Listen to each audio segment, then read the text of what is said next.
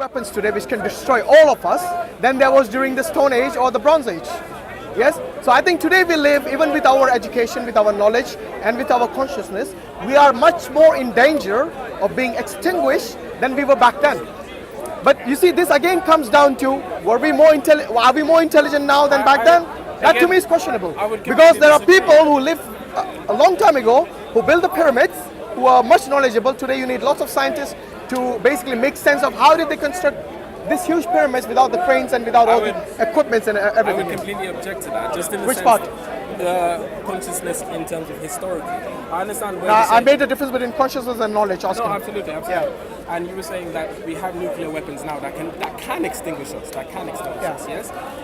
Back in the day we had the plague, and that wiped out a third of the European population, right? Now, which was local. Say that again? Which was local, mostly. Yeah, local. The plagues were mostly local. The nuclear weapons can destroy the entire Earth. It can be a global catastrophe. The argument is, it can be a global catastrophe. Even if you drop one atomic bomb that some of these the Americans and the Russians have, it can annihilate almost all of our population. And for years we wouldn't be growing any plantation, any plants or any animals. I was saying having more dangerous tools doesn't necessarily. No, I'll just give you an example. I said about the evolution of consciousness that came into play.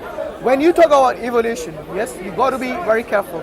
Evolving doesn't always mean, at least in this context of knowledge, to be good. But if you look at the way that we live now, you said that maybe we might not be. Some people think that we've become more intelligent over the. Well, I would actually dispute that. I would dispute that. In certain things, yes.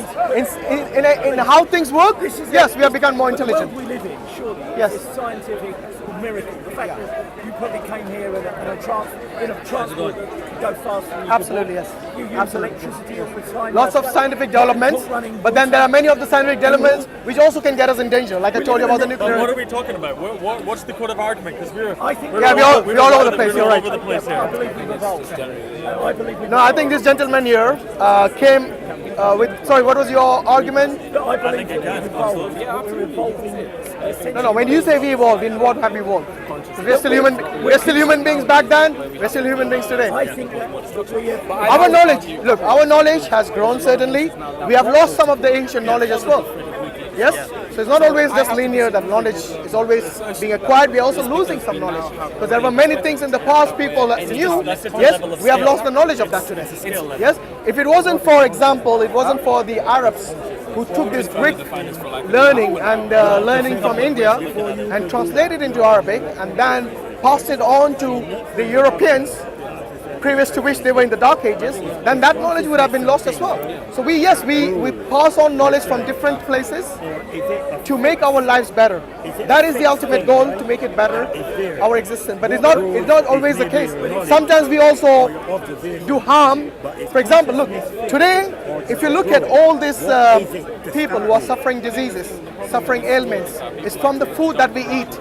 The amount of chemicals, the amount of impurities that have been injected in the animals and the plants, and that is coming into our system, is harming the people around the world globally. Yes, the amount of cancer, the amount of other diseases, the amount of dementia, the amount of depression, the amount of stress that we see today.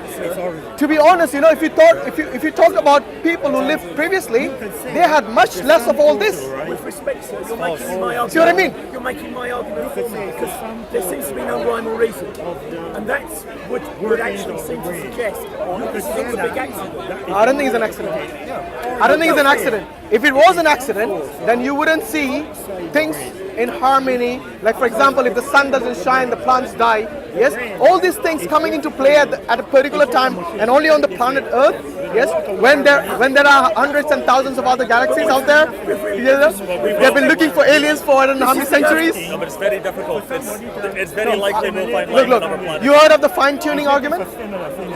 The fine-tuning argument, like for example, everything has some sort of an order. Everything, for example, there's a balance in the universe. There's only adequate gravity on Earth. It's not too much or too low. Others will be either floating or stuck to the ground. You see what I mean? For life to exist on this planet, everything seems to be finely balanced.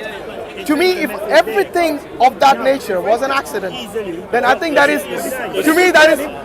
would be a belief if we have an infinite number of universes, an infinite number of... We spoke about infinite regression earlier. I don't think you were there. There'd be another But that is somewhere else. illogical. From scientifically speaking, it wouldn't exist an eternal universe. Guys, I'm It gonna say wouldn't it's been exist. nice. It's been nice. Likewise, yeah. I would work on the definition because Yeah, I think we should leaving wrap it up because leaving it's it gone open- too leaving it long, open just allows and people people don't like to escape. look at videos that are too long. So I think we should wrap it up, inshallah.